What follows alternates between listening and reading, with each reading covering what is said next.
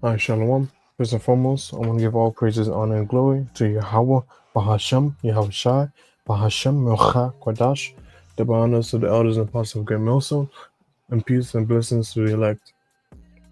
Alright, today, just want to get straight into it.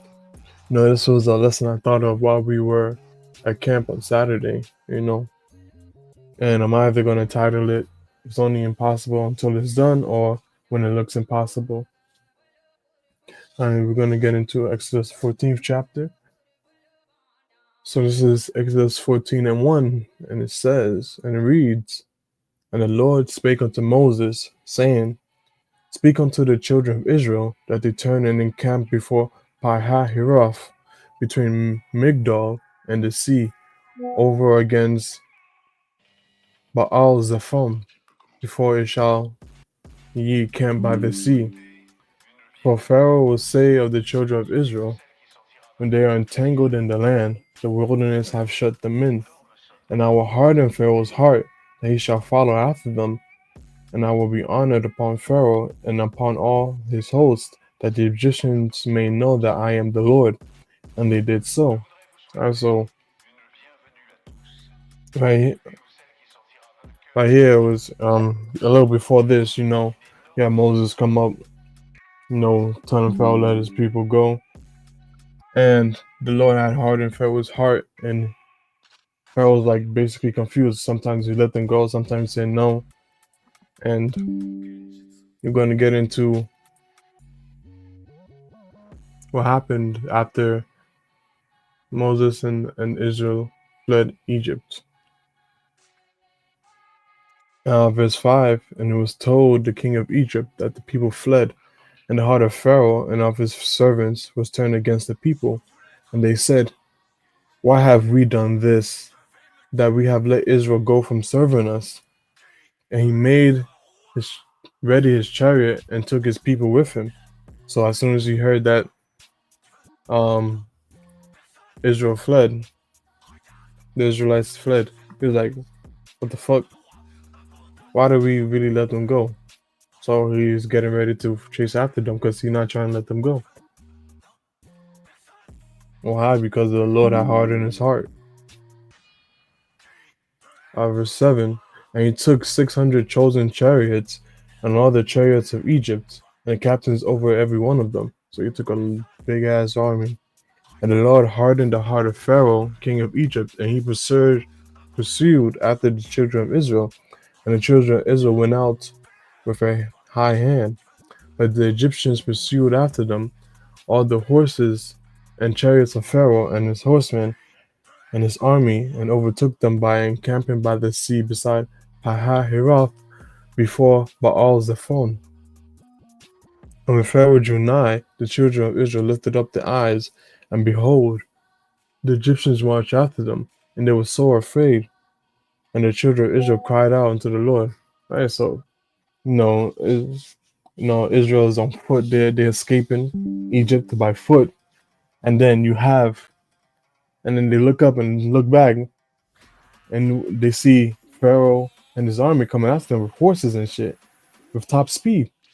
And of course they were afraid because they on foot, and Pharaoh has his chariots and all that, his horses. So sooner or later they will catch up.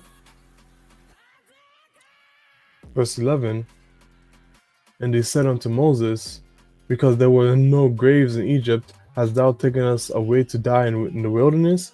Wherefore hast thou dealt us with wherefore hast thou dealt thus with us to carry us forth out of Egypt?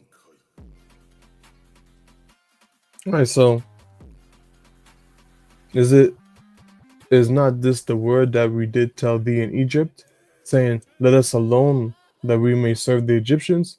Or had been better for us to serve the Egyptians than that we should die in the wilderness. So right here, you already have Jake bugging out, bro.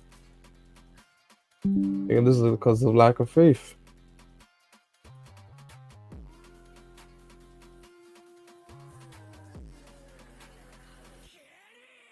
And of course, they're saying this because they're afraid, but like, but like, still. shit. Okay, let me just keep reading. And Moses said unto the people, Fear ye not, stand still, and see the salvation of the Lord, which he will show to you today. For the Egyptians, whom ye have seen today, ye shall see them again no more forever. The Lord shall fight for you, and ye shall hold your peace. And the Lord said unto Moses, Wherefore criest thou unto me?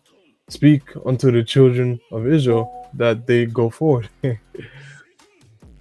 So, you see, after Israel started crying, they turned to Moses, and then Moses turned to the Lord. And then the Lord was like, Yo, why are you talking to me? Yo, just go forward. And right before them is a large body of water. The Lord told him go forward. Moses was like, What? What you mean go forward? Do you not see this? Verse 16. But lift thou up thy rod, and stretch out thine hand over the sea, and divide it. And the children of Israel shall go on dry ground through the midst of the sea.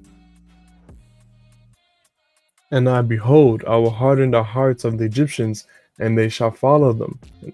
And I will get me honor upon Pharaoh, and upon all his hosts, upon his chariots, and upon the horsemen.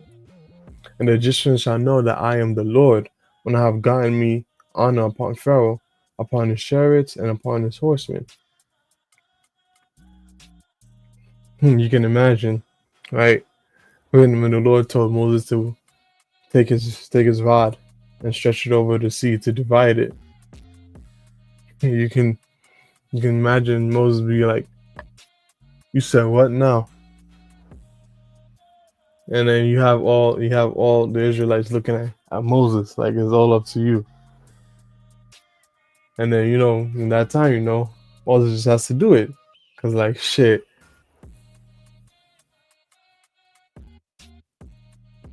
Where was I? Verse 19. And the angel of God, which went before the camp of Israel, removed and went behind them, and the pillar of the cloud went from before their face and stood behind them. Right?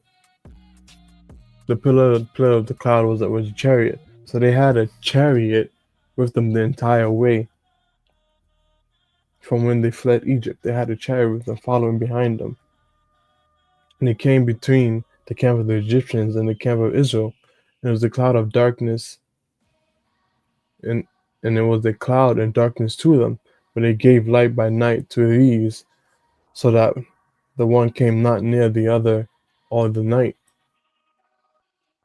And Moses stretched out his hand over the sea, and the Lord caused the sea to go back by a strong east wind all that night, and made the sea dry land, and the waters were divided. So boom. No, the Lord told Moses to part the sea. So Moses just followed the instructions, and bam, he was able to split the sea. And they were able to walk on dry land. So it wasn't even wet on the space they were walking through. And the children of Israel went into the midst of the sea upon the dry ground, and the waters were a wall unto them on their right hand and on their left. Look to the left, huge wall of water. Look to the right, huge wall of water. You probably have fishes on one side. Shit, I'm gonna be late for work. Fuck, I'm gonna be late to work because of this shit, bruh. Ain't no way. And the Egyptians pursued and went in after them to the midst of the sea, even all Pharaoh's horses and chariots and his horsemen. And it came to pass in the morning, whilst the Lord looked up unto the hosts of the Egyptians through the pillar of fire and of the cloud, and troubled the hosts of the Egyptians, and took off their chariot wheels, that they drave them heavily. So the Egyptians said, Let us flee from the face of Israel, for the Lord fighteth for them against the Egyptians. He had the Lord interfering. He had been messing up, as he said, took off the chariot wheels. Well, right, so you can imagine that that one of the chariot wheels breaks and it crashes into another chariot or horse, and just messes up the whole formation. And you can even picture some of them getting um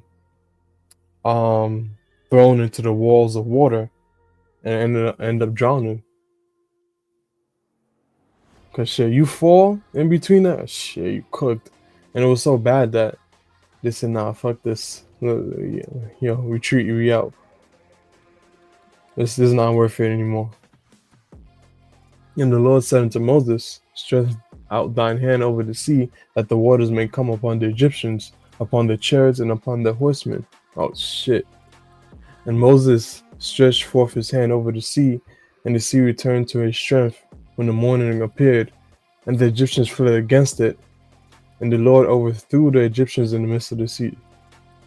And the waters returned and covered the chariots and the horsemen and all the hosts of Pharaoh that came into the sea after them.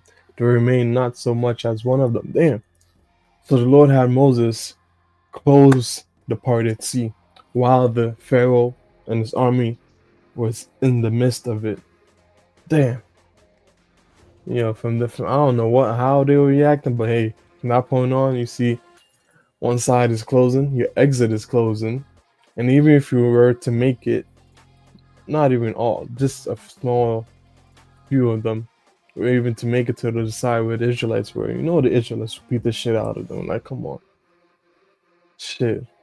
I don't know. At that point, you see your exit closing. Hey, just sit down, throw up some praise, and hey, it's nice while it lasted. I know they were mad.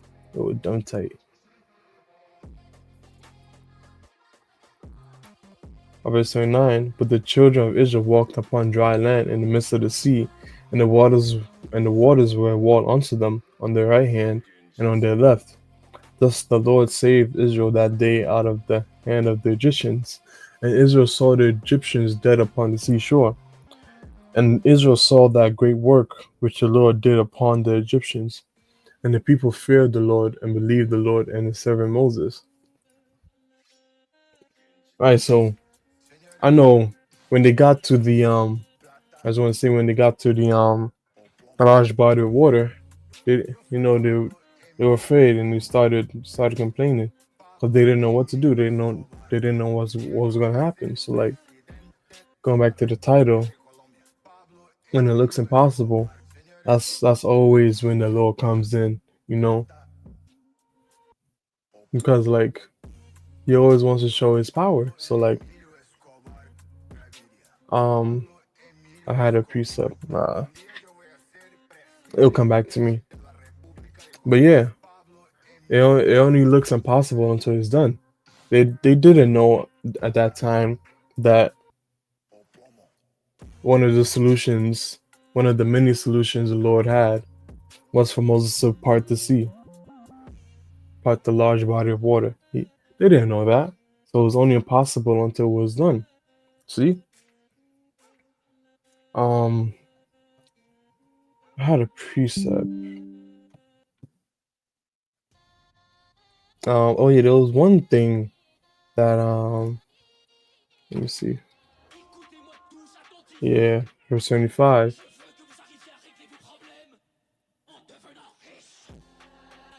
And when they decided to flee, they knew that the Lord was fighting for them. Cause that's how what's the word? That's how mighty the Lord is. Cause like at the rate things were going heavily against them, and there was only one answer. You see, the Lord was fighting for them.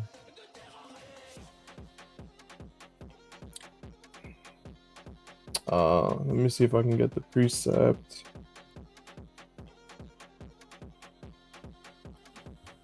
Uh, let's see.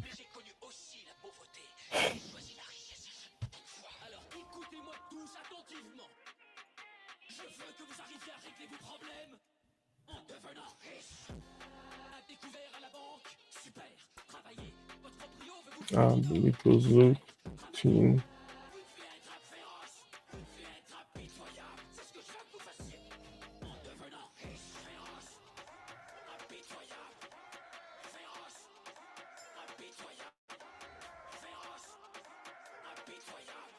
And this is Luke chapter 18 verse 27. And it reads, and he said, the things which are impossible with God, this is Yahweh Shai speaking. And he said, the things which are impossible with men are possible with God. Right. This, the parting of the sea, the large body of water, it would not have been possible with man alone, but with the Most High. Only because of the Most High was possible for Moses to split the sea. Only because of the Most High.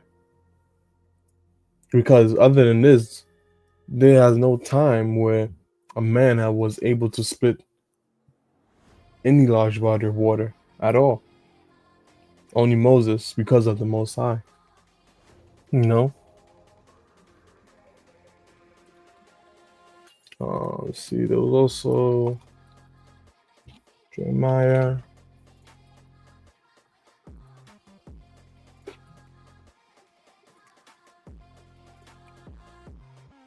Like Jeremiah 32:26, then the word of the Lord unto Jeremiah. Then came the word of the Lord unto Jeremiah, saying, behold, I am the Lord, the God of all flesh. Is there anything too hard for me?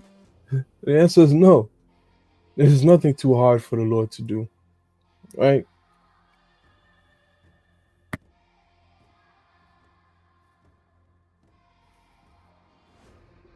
So yeah, I just wanted to go into that. Lord willing, this was edifying. You know, Shalom.